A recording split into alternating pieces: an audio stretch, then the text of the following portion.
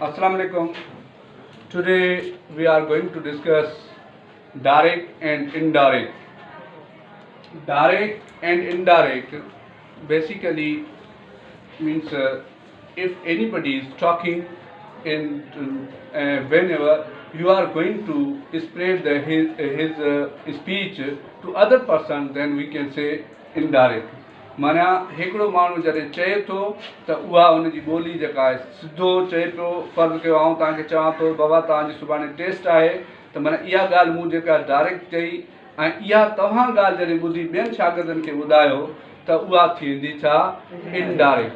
माना फ़र्ज़ु कयो हिकिड़ो ए आहे, ए ॻाल्हि करे थो बी खे, त बी जॾहिं ॻाल्हि ए वारे ए जी जेका ॻाल्हि खणी कंहिं सी माण्हू खे ॿुधाए थो तो उनके असां चवंदासीं इनडायरेक्ट। छा चवंदासीं? इनडायरेक्ट। हाणे हिन जे लाइ सिंपल कुझु रूल्स रेगुलेशन्स आहिनि।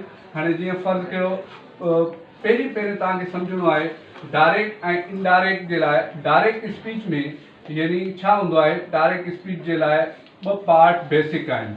कहिड़ा कहिड़ा? पहिरीं ॻाल्हि इहा आहे त जेको चवण वारो माण्हू हूंदो आहे उन पार्ट खे असां चवंदा आहियूं रिपोर्टिंग पार्ट। छा चइबो आहे? Reporting part. ऐं ॿियो जेको हूंदो आहे जेका बि शइ चए थो, माना उनजी स्पीच छा आहे, त उनखे असां चवंदासीं रिपोर्टेड पार्ट। छा चइबो आहे? Reported part. हाणे फ़र्ज़ु कयो जेकॾहिं ईअं केरु चए थो त बाबा माना ही सेज़, ही चए थो कामा, इन्वर्टेड कामा में हूंदो आहे रिपोर्टेड स्पीच जेका पार्ट आहे उहो। माना आई एम राइटिंग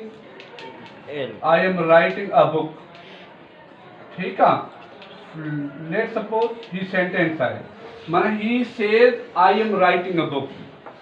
हाँ इतने तव्हांखे ॾिसणो आहे कि जेको फ्रंट पार्ट ई पियो आहे, कॾहिं कॾहिं कुछ अहिड़ा सेंटेंस हूंदा आहिनि जंहिंमें बेटा ही जेको रिपोर्टिंग पार्ट आहे उहो पोयां बि लिखियो वेंदो आहे, पर तव्हांखे इहो ध्यान में रखणो आहे त जेको चवण वारो माण्हू आहे इहो आहे रिपोर्टिंग पार्ट। यानी हिन जो ही सेज जेका आहे रिपोर्टिंग वर्ब आहे, रिपोर्टिंग वर्ब। ऐं हिते जी राइटिंग आहे इहो छा आहे, रिपोर्टेड वर्ब। Reported verb. हिन पार्ट खे पाण चवंदासीं रिपोर्टेड पार्ट ऐं हिनखे छा चवंदासीं, रिपोर्टिंग पार्ट। अच्छा, हिन में रिपोर्टेड ही वर्ब रिपोर्टिंग वर्ब आहे, ही रिपोर्टेड वर्ब आहे। हाणे इन जे लाइ कुझु रूल्स आहिनि। जीअं फ़र्ज़ु कयो ही तव्हां सेंटेंस खे सम्झी विया स्ट्रक्चर में त ही रिपोर्टिंग आहे ऐं ही रिपोर्टेड आहे। ठीकु आहे। अच्छा, इन जे लाइ ॾिसो रिपोर्टिंग पार्ट ते सॼो डिपेंड करे थो। हाणे सिर्फ़ु तव्हांखे जेका कंफ्यूजन हूंदी आहे उहो सिर्फ़ु हिन ॻाल्हि में हूंदी आहे सब्जेक्ट में। छो त हाणे छोकिरा कंफ्यूज हिन ॻाल्हि जे करे थींदा आहिनि त हिते आई एम आहे, आई एम माना पोइ तव्हां कोन आहियो, ही पंहिंजे लाइ इस्तेमालु करे पियो।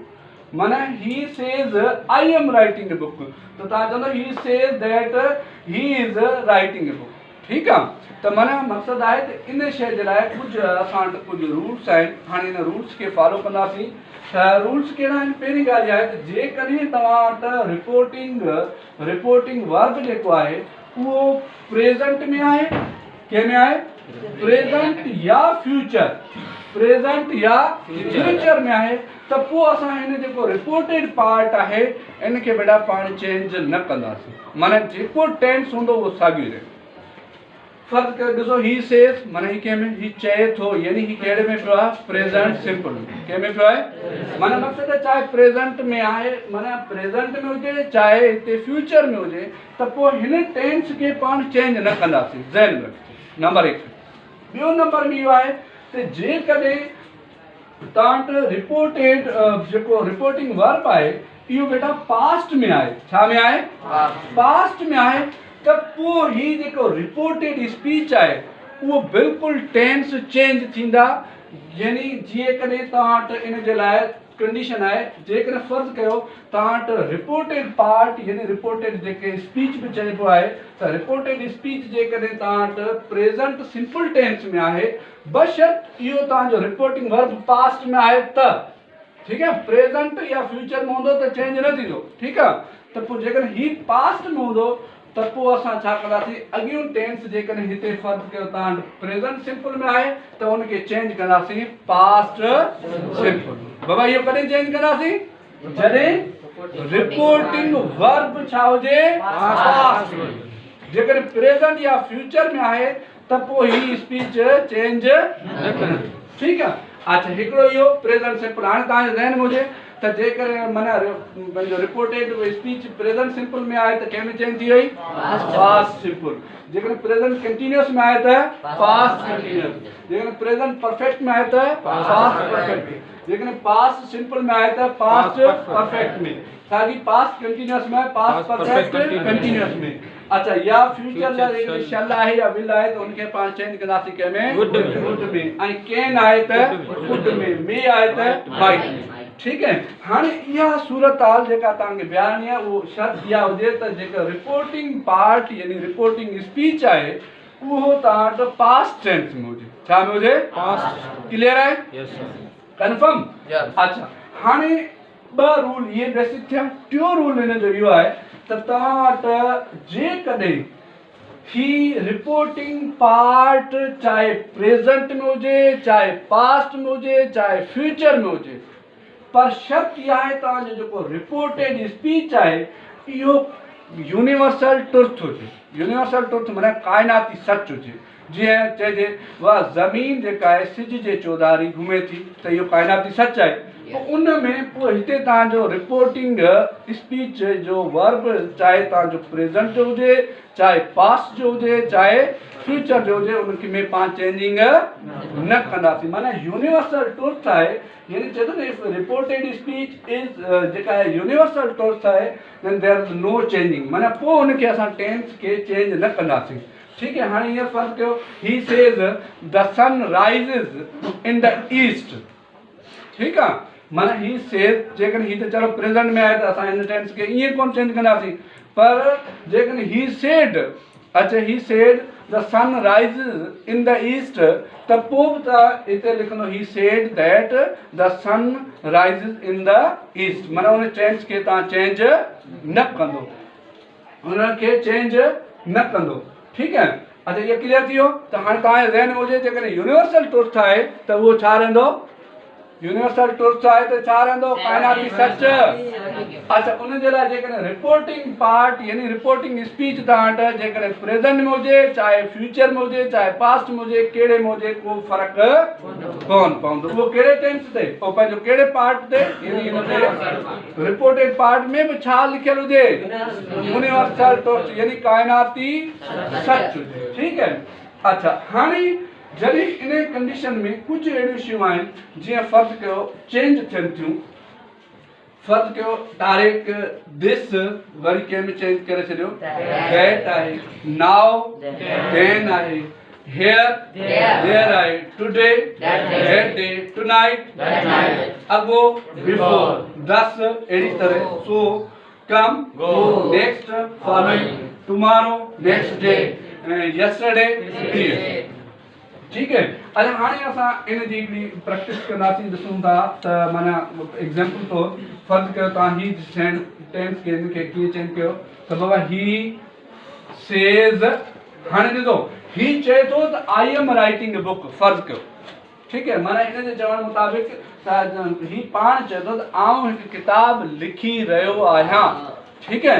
माना आउं हिकु किताब लिखी रहियो आहियां। ठीक है। त हाणे हिते तव्हां छा कंदो हिन में कामा आहे इन्वर्टेड कामा आहे त हिते हटाए छॾो हिते लिखो दैट ही सेज दैट। हाणे हिते आहे कंहिं में चेंज थी वियो ही में छो त हिते चवण वारो केरु आहे हिन पंहिंजे लाइ ही इस्तेमालु कयो आहे न त असां हिन जी ॻाल्हि ॿियनि खे ॿुधाईंदासीं त ही अच्छा ही खां पोइ छा लिखंदो शाबाश ही इज सॉरी ही जो एच वॾे लिखण जी कोई ज़रूरत न आहे ही इज राइटिंग शाबाश he is writing a book. Clear आहे। अच्छा हिन में साॻी हिते तव्हांजो रिपोर्टिंग जेका स्पीच हुई उन में वर्ब जेको हुयो उहो प्रेजेंट में हुयो। जेकॾहिं असां हिनखे फर्ज़ कयो पास्ट में खणूं था त छा थींदो ही सेड ध्यान सां ॾिसो ही सेड न पहिरियों जुमिलो था लिखूं पंहिंजो I am writing I am writing a book. हाणे तव्हां केरु पुछेव ही टेंस तव्हां कीअं चए माना हिनखे कीअं कंदो डायरेक्ट इनडायरेक्ट में त तव्हां चवंदो हिते यकदमि पहिरियों ॾिसो त ही सेड माना कंहिं में आहे पास्ट। जेकॾहिं पास्ट में हूंदो त ही जेको रिपोर्टेड स्पीच आहे उहो टेंस बिल्कुलु चेंज थी वेंदो। माना इहो पहिरियों ॾिसो कहिड़े टेंस में आहे प्रेज़ेंट कंटिन्यूअस आहे। त प्रेज़ेंट कंटिन्यूअस जेकॾहिं हूंदो त कंहिं में थींदो त हिते छा लिखंदो ही ज़बरदस्त ही said that he was writing a book. he was writing A book. he was writing a book। Clear आहे? Yes, I.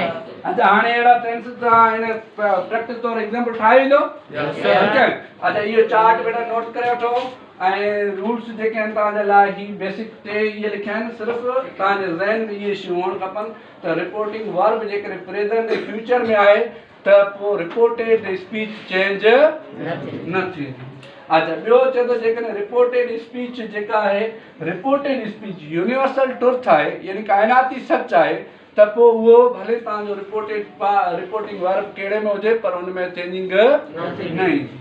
अच्छा टियों चए थो जेकॾहिं रिपोर्टिंग वर्ब यानी फर्स्ट वारो रिपोर्टिंग वर्ब जेकॾहिं पास्ट में आहे कंहिं में आहे त पोइ इहो तव्हांजी रिपोर्टेड स्पीच जेका बि हूंदी उहा सॼी चेंज थींदी। जेकॾहिं प्रेज़ेंट सिंपल जी आहे त कंहिं में थी वई ऐं पास्ट कंटिन्यूअस जी आहे प्रेज़ेंट कंटिन्यूअस जी आहे त प्रेज़ेंट परफेक्ट जी आहे त हाणे ॾिसो हिते पाण वटि ही छा में हुयो जुमिलो प्रेज़ेंट कंटिन्यूअस त असां हिनखे कंहिं में चेंज कयो पास्ट।